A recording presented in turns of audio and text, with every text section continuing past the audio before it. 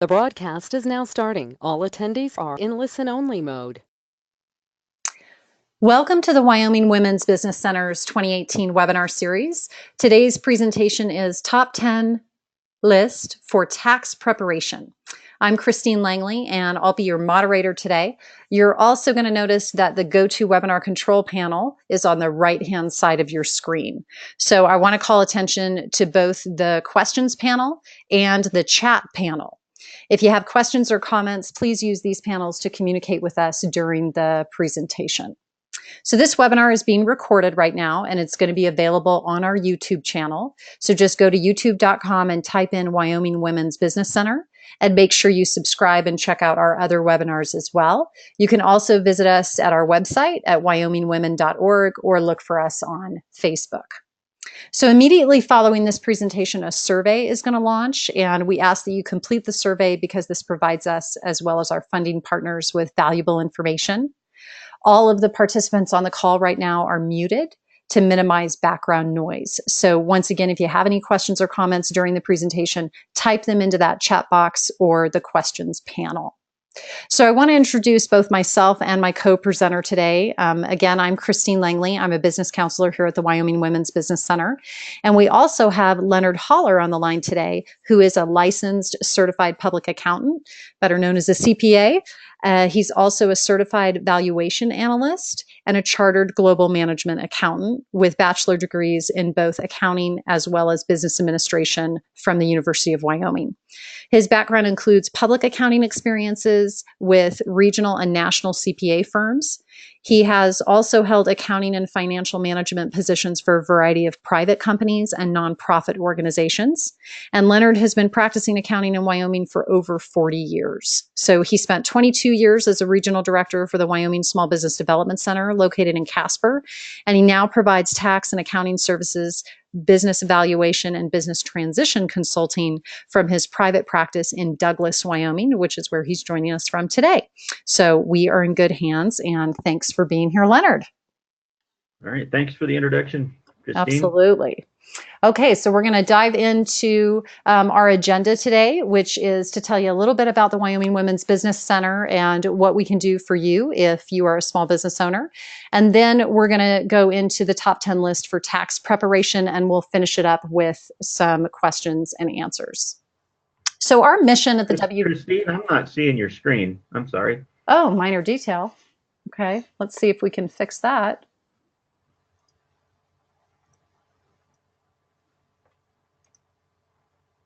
How's that looking? Hey, that looks good. Okay, good. All right, Wyoming Women's Business Center. Our mission is promoting economic equality in Wyoming through successful business ownership. And what we are and what we do, we're a nonprofit organization that assists individuals who want to start or expand a small business right here in the state of Wyoming. And so we do that through three different services. The first is business counseling. The second is networking and educational opportunities, which is like the webinar that we're presenting today. And then the third is access to capital through our microloan program. So when we talk about business counseling, I always like to throw up this graphic because it really describes what we do in business counseling. We're motivating, we're coaching, we're inspiring. You know, sometimes we're just that cheerleader in the background letting you know that you can do it. And we try to lead by example and provide some mentorship and some answers along the way. As far as networking and educational opportunities, we do monthly roundtables, online trainings like the one we're doing today. Again, we already mentioned our YouTube channel. And so lots of educational opportunities and networking opportunities in order to help you grow your business. And then lastly, the microloan program. We give microloans anywhere between $500 and $50,000 to help fund your startup business or the expansion of your business.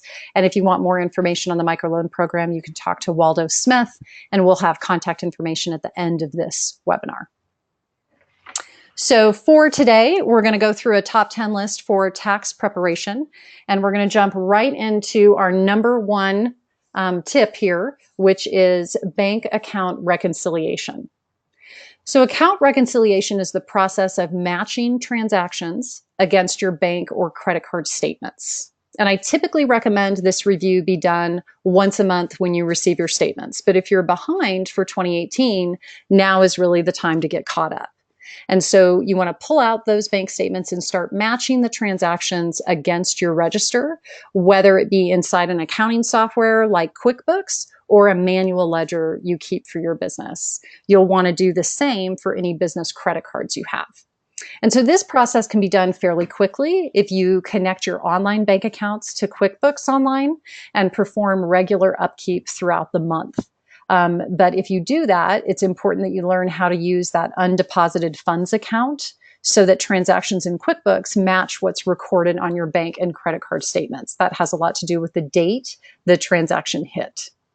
So I want to launch a poll really quick and just get a sense of where everyone's at regarding reconciliation. And so this first poll is going to ask, how often do you reconcile your business accounts? So I just want you to select one of the following. Do you do it ongoing or every month when you get your statement? Do you do it once a quarter? Do you do it at the end of the year? Or do you never do it? And there's no judgment here. We're just trying to get a sense of where our audience is at.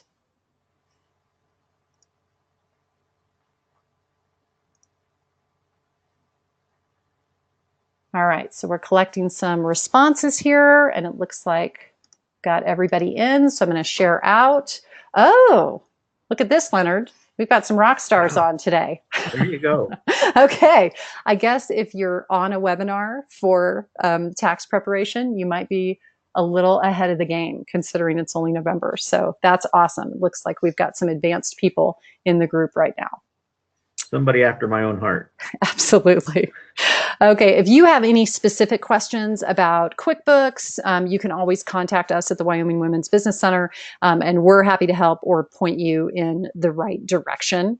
Also, if you have questions about reconciliation, or sometimes you just get stuck and you need a second set of eyes on it, right? You just can't figure out why you're not balancing. My recommendation is always walk away for at least 24 hours and then come back and look at it. Sometimes the answer just presents itself.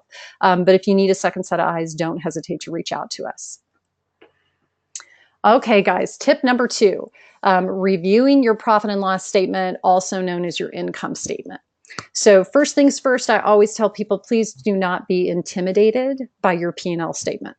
Remember that a profit loss is simply trying to look at your sales minus your costs. So of course it can get more complicated from there depending on the detail that you're entering. But when you're looking at your profit and loss, it usually is going to list your sales, revenue, income, right? All of your income is going to come first. That's all the money your business has made. Next is going to be your costs and your expenses. What are the costs your business had in order to make the money that you made and end with a profit net income at the end? So you're going to see lots of subtotals throughout this report, but you're ultimately looking for that profit number or net income number at the bottom. Or in this example, it's called net income, right? The one that's on the screen. So depending on the details of your business, these categories can be broken out in different ways. So for example, you might reference different sources of revenue if your business generates revenue through different means. So for example, you may have in-store sales, one line item for that, and then another line item that says online sales, because you want to break out those revenue amounts into different categories. It helps you manage your business better. So think of that as the top line of your profit and loss statement. You'll also probably break out your expenses like overhead and materials. And usually you'll see costs broken out based on the cost of actually delivering your product or service. And we call that COGS, C-O-G-S. It stands for cost of goods sold. And then the general operating costs of the business after that. So people start looking at revenue minus COGS to get their gross margin. And this gives you an idea of how much you have left over to cover the other expenses in your business after you've already produced your product or service. So in this particular example that you're looking at on the screen, you'll see that the total income was $6,259, with COGS being at $1,750, making the gross profit $4,509. And then the other expenses in the business totaled $2,808.47. So your net profit, net income, net earnings, whatever you want to call it, is your bottom line. And this shows your business's profit or loss. So if you show a loss, it means you spent more than you earned. If you show a profit, which of course is everyone's goal, it means you made more than you spent.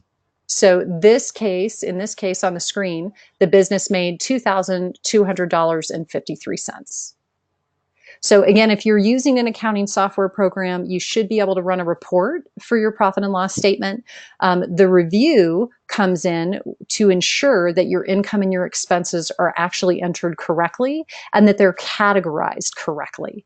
So I want you to go through your statement line by line for accuracy, and then go back into your accounting system and correct anything that needs to be corrected. Usually this is happening more so on the expense side at this time of the year. Anything to add, Leonard, on P&Ls? I was just thinking that the people that reconcile their bank's accounts on a monthly basis should try to prepare a profit and loss monthlies, because if you don't do it before the end of the year, it's too late. So you want to get an idea as to where you're at so you can do some planning along the way. So just a heads up, kind of keep a track of it as you go. Yeah, absolutely. If you're reconciling every month, there's no reason to not go into your system and take a look at that profit and loss statement every month. And I know in QuickBooks, every time you pull it up on your dashboard, it'll even give you, a profit and loss, year to date that you can look at. So you can create that dashboard and be looking at all of those things every time you pull up your accounting software. Another thing that we might want to take into consideration is that inventory may have fluctuations, so that would affect the cost of goods sold portion of the income statement. So if you make some major changes in inventory levels, that may impact it. So you want to take that into consideration too. Absolutely. If you're in a product business and you're maintaining an inventory, then it's something to look at. All right, tip number 3, capturing all expenses. So if this is you and you have a shoebox of receipts, then you want to drill down a little more on capturing expenses, because it's really key for tax preparation. So the first question is really, do you purchase things from your business or for your business using your personal accounts, like a personal Amazon account or a personal credit card? Have you ever used a family PayPal account to subscribe for some business service? Sometimes we do these things just out of ease of use at the time, not recognizing that we're going to have to go back and account for those expenses that we paid for personally that should have been business expenses. So even if you use your personal funds for business expenses, it doesn't mean that those expenses aren't legitimate tax deductions. They are. So if you aren't careful, you could overlook them since they're not included on your business bank or business credit card statements. And that's why scanning your personal accounts for those business expenses or purchases is part of our top 10 list today. So how do you capture these expenses? If that happened, you want to review your personal account activity for the previous year, and then isolate any business expense you find in them. If you act before the end of the tax year, you can actually write yourself a reimbursement check from your business bank account and then capture the expenses that way. But a lot of times we're too late, right? And we find those expenses after the fact or after the beginning of the new year. So in that case, you're going to have to enter the expenses into your bookkeeping by debiting the appropriate expense account and crediting the equity account. Now, if that's too much accounting language for you and if that's confusing to you, then I always tell my clients, just add a note with your business tax prep paperwork asking your accountant or tax preparer to add those expenses. And so just a quick note here also to remember to update those mileage logs. Of course, our preference is that you're keeping track of this throughout the year, but it can add up and be a sizable deduction on your taxes. So this is, again, a reminder, an opportunity to get those updated and accurate before the end of the year. Yeah, again, those mileage logs become really critical when we're trying to allocate specific use of vehicles, and you want to use the actual expenses for the year versus just a standard mileage rate, which in 2018 was 53.5 cents. a mile. So every mile, every couple of miles basically gets you a dollar deduction. So Yeah, so important to consider that. Even if you're just in town driving, it makes sense to look at it. All right, and the Jess. Internal Revenue Service wants you to keep contemporaneous records. So you want to try to keep those mileage logs somehow up to date. Yeah, I always keep it in my glove box and then try to remember to take it out, or even just set it on the passenger seat as I'm driving to remind myself to log it as I'm running around doing stuff for my small business. Yeah, mine's in my day timer. I just log it right into my calendar. So Oh, even better. Yeah. See, and I'm sure there's a technical way to do it as well with technology, and I'm sure there's an app for that. Somebody can let us know. there's an app for everything. That's right. Somebody could let us know what the app is for tracking your mileage. Eventually, our cars should just do it for us, I think. All right. So this tip number 4 is going to sound kind of similar, but it's essentially the reverse, right? So just as you may purchase things for your business using your personal accounts, you might occasionally grab your business credit card instead of your personal credit card. And I know some clients that do this simply because of what their balance is in one account versus the other, right? They know they have a lot of money in their business account or more money in their business account than their personal account. And so they'll pull out that debit card at the grocery store because it's faster than doing an owner's draw and logging all of that. And then they figure they'll log it later. Okay, so these personal expenses really need to be recorded properly in your bookkeeping system so they're not improperly deducted as business expenses. And so I'm going to launch another quick poll and just see where everybody is at on this issue. And the question is, how often do you charge a personal expense to your business or to your business accounts? Does that happen all the time? Does it happen sometimes? Does it happen rarely? Or are you a stickler and it absolutely never happens? You don't go there.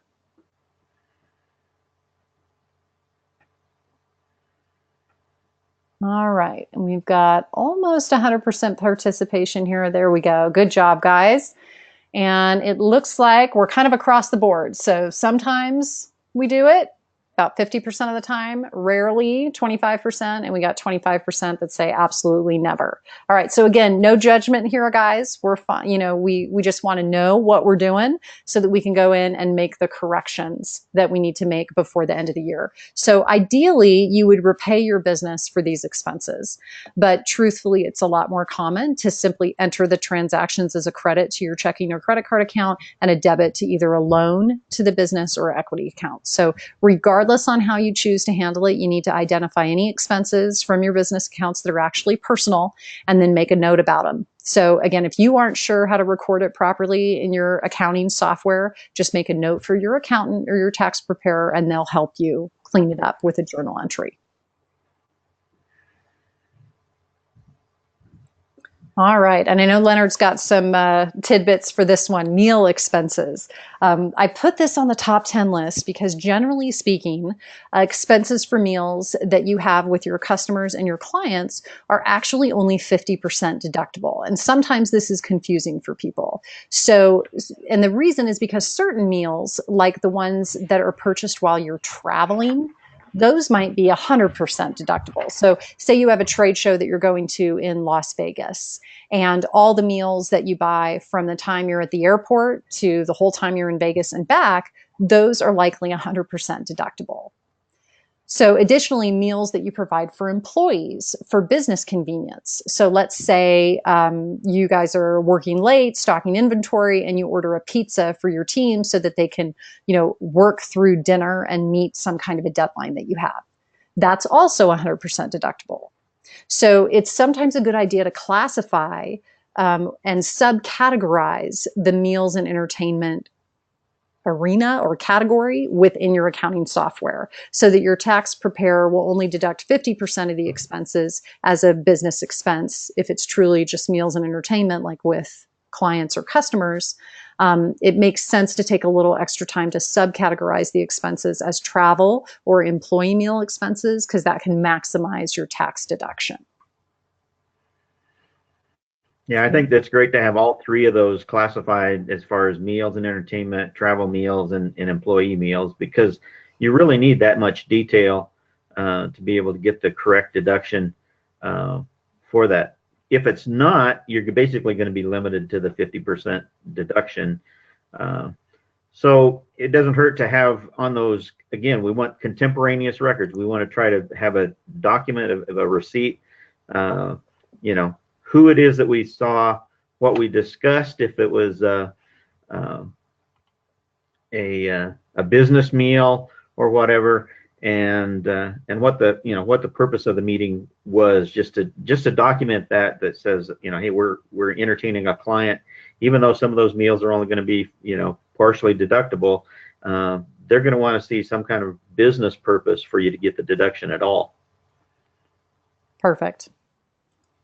All right, tip number 6. I always go over 1099s, whether it's gathering 1099s or issuing 1099s. And so, first of all, what's a 1099, right? A 1099 is a form that really serves as like a tattletale document to help the IRS ensure taxpayers are reporting all of their income.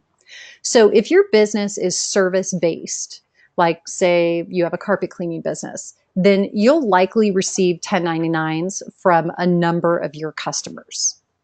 Now, since 2012, credit card processors and payment processing companies like PayPal have been required to issue a new kind of 1099, and they call that a Form 1099-K. So you may have received those in the past. And the 1099-K is used to report payments in excess of $20,000.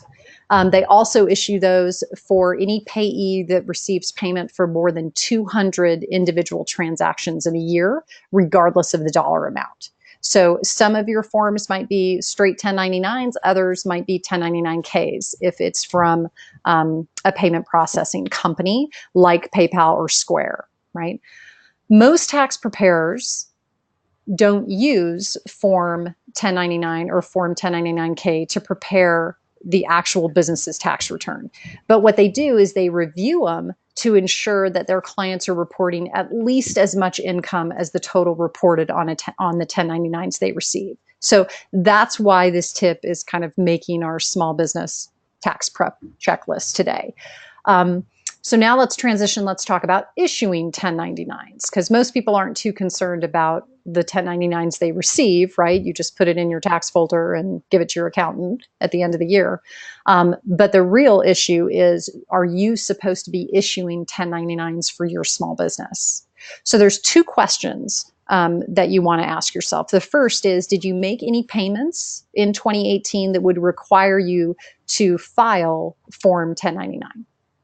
And then if yes, how and when, are you planning on filing those forms? So the IRS requires you to issue Form 1099s to any non-corporate service provider to whom you pay more than $600 in a given year. So one of my clients asked me last week, we did Facebook advertising this year. Do I have to issue a 1099 to Facebook? And my answer to them, Leonard, you can check me on this. My answer was no, because Facebook is a corporation. Right. Okay. So that's just an example of trying to understand who you're issuing to and who you're not. So there's a bunch of other rules that apply to 1099 reporting. So you always want to double check, with your bookkeeper, your accountant, to ensure you've issued all of your necessary 1099s.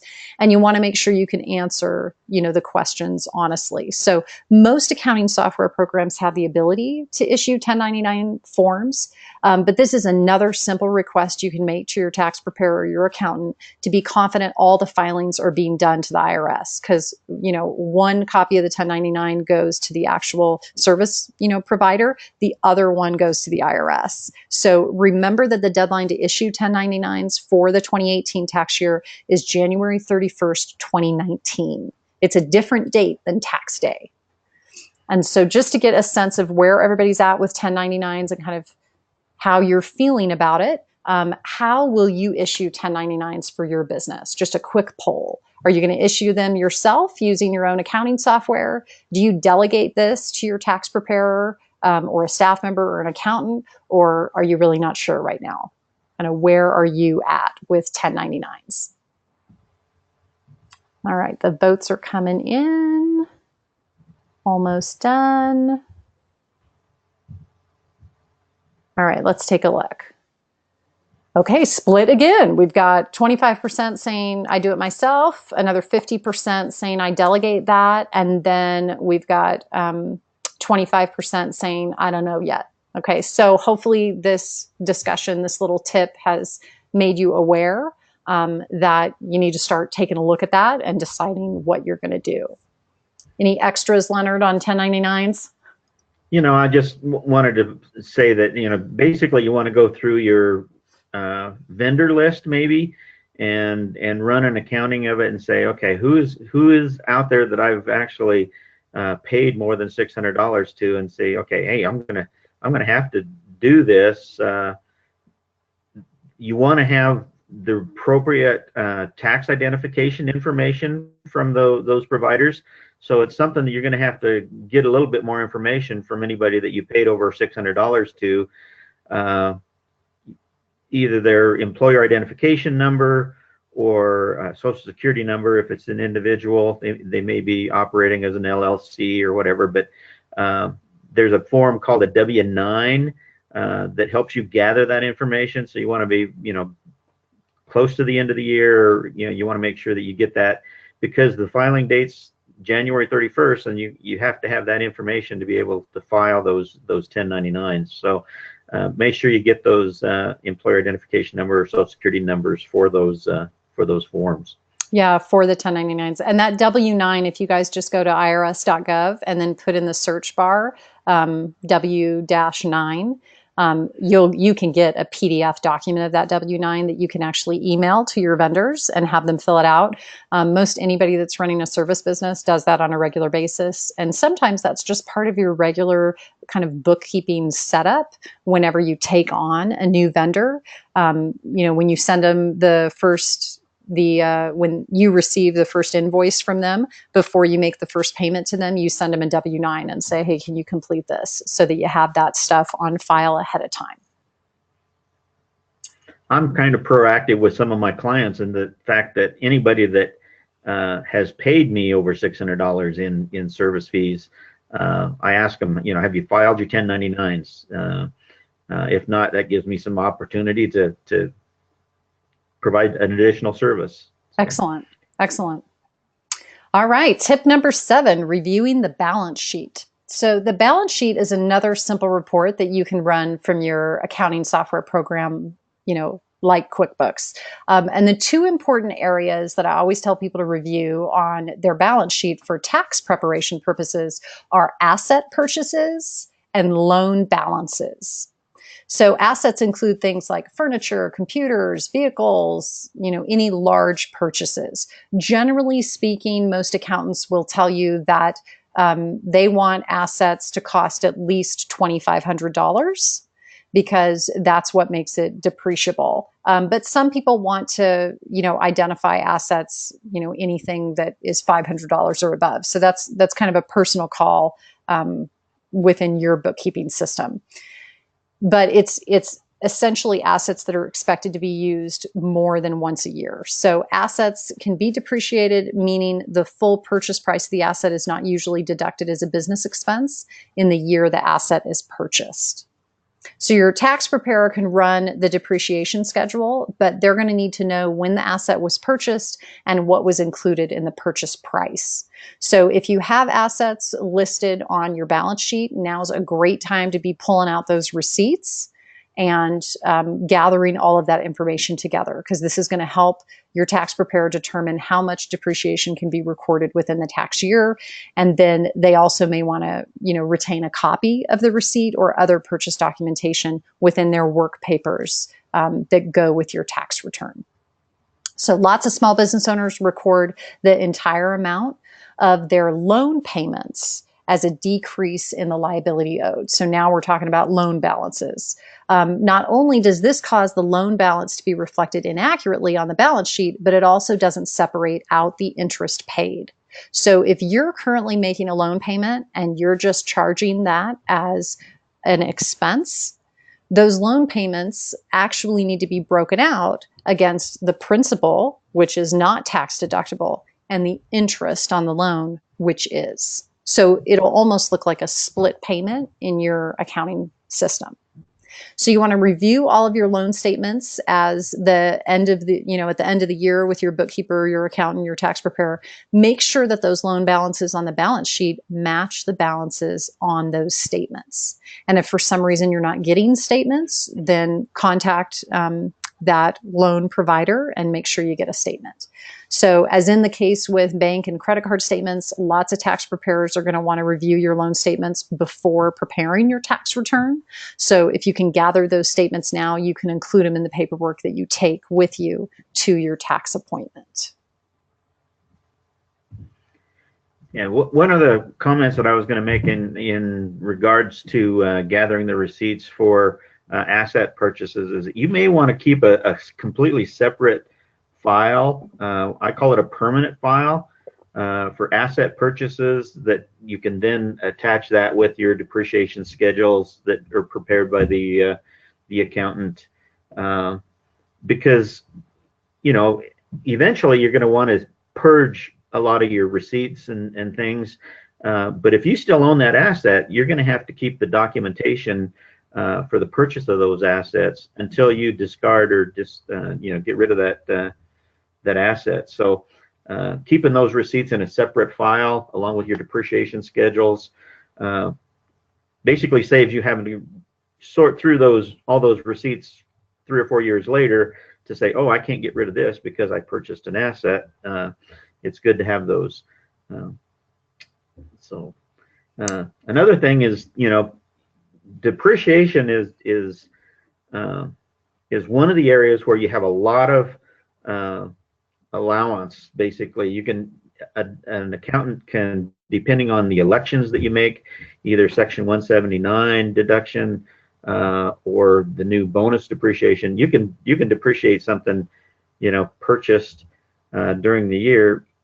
It may be 2% of the value of the asset that you get to depreciate, or you can depreciate up to 100% based on the new tax law. So a lot of latitude there as to how you manipulate, I would say, the bottom line for tax purposes. Excellent. All right. So number 8 is estimated tax payments made during the year. So this may seem obvious, but believe it or not, sometimes people forget that they make an estimated tax payment earlier in the year. And it's because it's not recorded sometimes in your business accounting because it came from your personal account. So this is just a reminder to everybody that your tax preparer needs to know if you made any estimated tax payments to the IRS so that they can deduct that amount from what you owe to the IRS for the tax year. And so hopefully you would catch this type of thing when reviewing your personal expenses and your business expenses, but just a heads up that this can be an issue, especially if you only made one estimated tax payment and it happened in the first quarter. Lots happened since then, and it just misses your radar. So this is your time to catch up and see if any of those payments got made. All right, number 9. File and pay taxes on time. So this year, the deadline is April 15th, 2019. And so I'm going to launch another poll and just see what happened last year. So of the people that are on the line today, think about your 2017 taxes. Did you file and pay your 2017 taxes on time? Yes or no? And again, this is all confidential, right? We can't tell who is answering what question on the poll. So you can answer honestly. And it looks like this one was pretty fast. And we've got about a 40-60 split here, okay? Now, this can be a little bit of a trick question, right? Because you might have filed your taxes but not paid. Or you might have paid your tax liability but asked for an extension, in order to file your 2017 taxes. And then the extension came and you did file, right? So there's lots of different ways this can play out. So let's just talk about this for a minute. If you owe money to the IRS that you cannot pay, then you're probably pretty nervous about the tax deadline that is approaching. And this is when people get tempted to just skip filing their taxes altogether and hope that the IRS, doesn't notice the money that you owe until you can come up with it. And I'm here to tell you that that's a bad idea. I think Leonard would agree with me. Yeah, bad Yeah. idea. So not only will the IRS fine you for this behavior, but you're also going to face much harsher penalties for not filing the tax return than you'd face for not paying the amount you owe. So you always want to file the return regardless. Now, if you owe money to the IRS, then you need to file your tax returns and pay what you owe. The rule is by April 15th, 2019 for the 2018 tax year. But if you can't file by the deadline, for whatever reason, you can't get all of your paperwork together, then you can request an extension until October 15th, 2019. But remember, the extension on your time to file is not an extension on the time that you have to pay what you owe. So if you get a filing extension, but you don't pay your tax bill by April 15th, then you're still going to face the late payment penalties in most cases. And the penalties for failing to file your taxes and paying your taxes late are both charged in addition to any interest you owe on your unpaid tax balance. And so this is why we say just file and pay your taxes on time. Okay. Even if you have to consider things like taking out a personal loan in order to pay what you owe. Depending on whether the loan rate is lower than the penalties and interest the IRS will charge, that's one thing to take into consideration. You could also explore IRS payment plans, and that can reduce the penalties that you might be subjected to. So we want to make sure you don't face the same problem next year that you faced last year, right? So make a plan to save for taxes either now or throughout the year and adjust your withholdings. That's another possibility. So you have enough money taken out of your paycheck if you're taking paychecks from your business to pay the IRS what you owe. If you take owner's draws from your business, adjust the amount that you're drawing to include the projected taxes and either set that money aside in a savings account or even better, just go ahead and send it to the IRS, right, with estimated tax payments. Because if they already have the money, then you won't owe it. Anything to add here, Leonard? Encouraging people? That's good. Basically, again, if you're preparing those income statements on a monthly basis at the end of March, the end of May, the end of August, and at the end of December, you should have a pretty good idea as to kind of where you're at along the way and say, okay, I'm gonna need to send in 20% or whatever. Figure out approximately what your tax liability is based on the amount of income that you earn, and make those quarterly estimates in April, June, September, and January.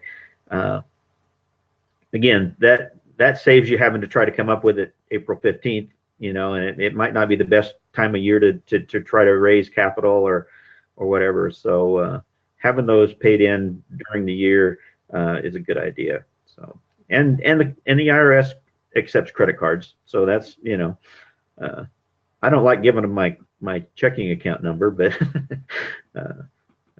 you might utilize a credit card if again that saves you the late filing penalties are the worst. So those are the highest ones. So you want to make sure that you get it filed on time.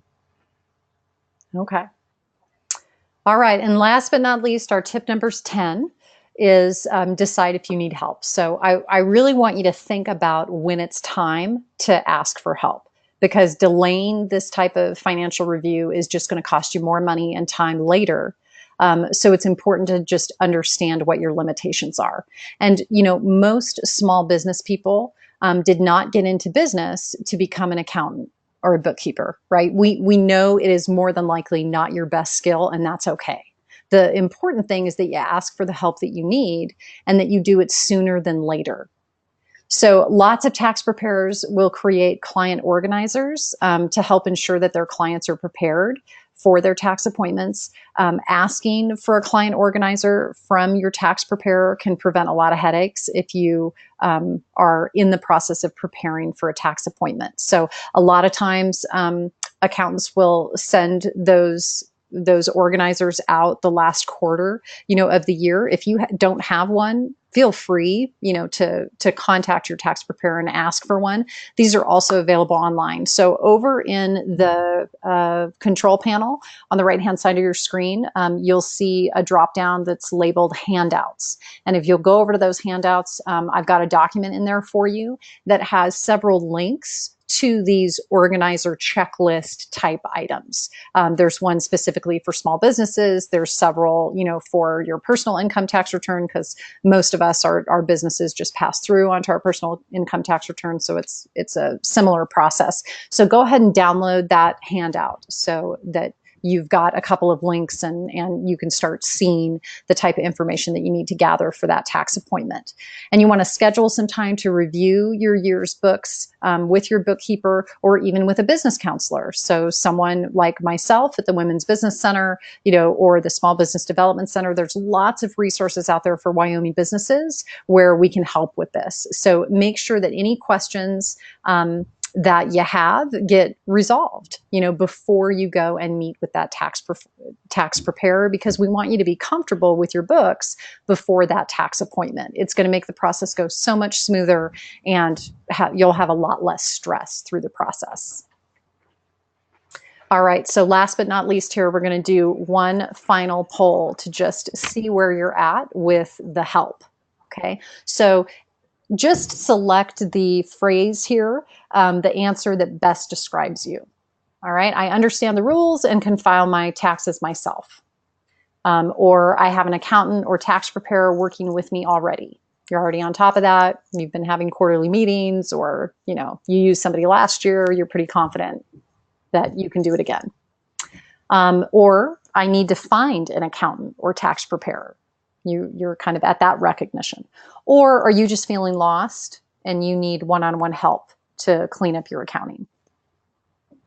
Where do you think you're at? Okay, we've got almost all the votes in. I'll just give it a couple more seconds. All right, good job, everybody. Okay, we like these answers. We got 20% saying I can do it myself and 80% saying I've got somebody I'm working with already. Excellent. That is good news. All right, so now we're going to slide right into questions and see if anybody's got any specific questions for us today. Although, sometimes, Leonard, I'm so thorough that we don't get too many questions. There you go. You've done a good job.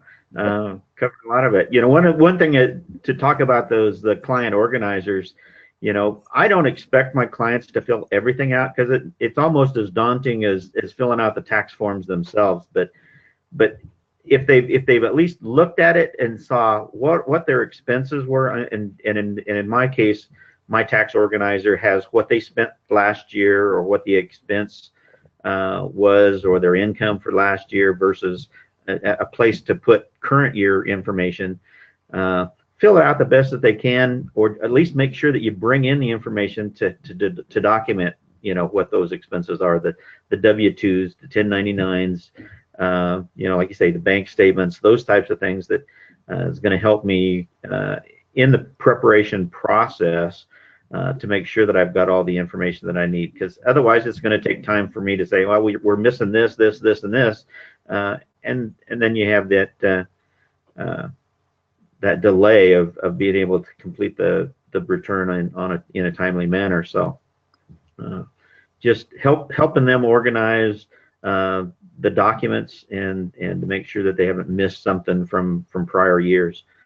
So those are all good. And there's been a lot of tax changes for this last year. So maybe while we're waiting for some questions, I don't know if we've got any in yet, but we can go ahead, Leonard. Yeah, go ahead and just highlight some of those important changes that you know about. Okay. Yes, some of the Tax Cut and Jobs Act, or the TCJA, as we call it, the new tax law that was passed late in 2017.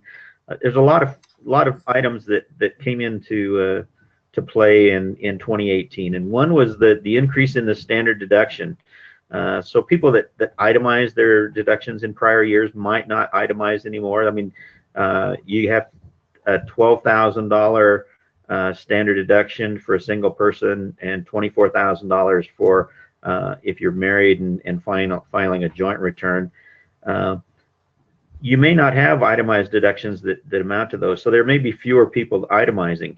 The problem is the exemptions, or the $4,050 that you got in 2017 for each person in your household, husband, spouse, each dependent got a $4,050 exemption dollar amount. Those are gone. Those have been repealed. So there may be some changes in your taxes situation just based on the number of exemptions that you've claimed in the past, and your standard deduction or itemized deductions for this year versus what it was in 2017. So that may increase or decrease your tax liability depending on the situation. The tax rates have changed. It used to be 10%, 15, 25. Now they've lessened the gradual increase of those from 10, 12, 22, 24. So the rates have changed a little bit, and the dollar amount that is applied to those rate changes have taken effect. Child tax credit for those children or dependents that are under the age of 17 went from $1,000 to $2,000, so that may be an impact on the tax return as well. Okay. Sadly to say, the Affordable Care Act penalty for not having medical insurance is still there again for 2018. It's supposed to go away in 2019, but it's still there. So hopefully people have been able to get some health care coverage or apply for some type of exemption from that. But that's a whole nother webinar, isn't it? Yeah, that's a whole other webinar, And again, there's a lot of changes in the depreciation. There was in 2017, there was a 50% bonus depreciation for asset purchases. That's there's now a 100% bonus depreciation, or Section 179, where you can write off 100% of an asset that you purchase. And gosh, the limits are way more than I'd ever spend on an asset. $1 million for Section 179 went to 2.5 million. So a lot of changes in that area that took place as well. And then there's a new Section 199A, which is it's so complicated. I haven't really grasped it entirely. But there's a 20% deduction for those people that have their own business. My business doesn't qualify for the 20% deduction because they excluded financial services companies and accountants and those types of people. But for most small businesses, you're going to get a 20% deduction. All kinds of limits and phase outs and that type of thing that makes it a really complicated situation. But you may get a 20% deduction on the tax return just for owning your own small business. Interesting. It doesn't apply to corporations, but for an S corp or LLC, partnerships, those types of things are maybe able to take advantage of that 20% Section 199A deduction on their returns. So a lot of changes this last year that went into effect. So this is going to be a different tax season altogether. All right, I'm going to make a note of that. Section 199A, possible 20% small business deduction. Right. That's awesome. Okay. All right, guys. Well, it looks like we're very thorough, and that is excellent. So let me just go over our contact information really quick. If you want to contact anyone at the Wyoming Women's Business Center, here is all of our information. I'm in the lower right corner of your screen there. And so I just want to thank you for joining us today. Our next webinar is scheduled for Thursday, December 20th from noon to 1 o'clock. And that webinar is titled Break Even and Making a Profit. So you can look for our emails coming up to register for that. And once again, I want to just encourage you to take a little bit of time here when I close out this webinar to complete the survey that's going to launch in a few seconds. We read every single survey, and your feedback is super important to our program. So I hope you'll take a couple seconds to just answer some quick questions. And if you have any additional questions or need further assistance, please feel free to contact us. Our business counseling is always free, and we'd be happy to assist you. So thanks again, Leonard, for joining me today, and best wishes here going forward for the holiday season. All right. Thanks, Christine, for having me. I appreciate it. Thanks, Leonard. Bye-bye. Bye-bye.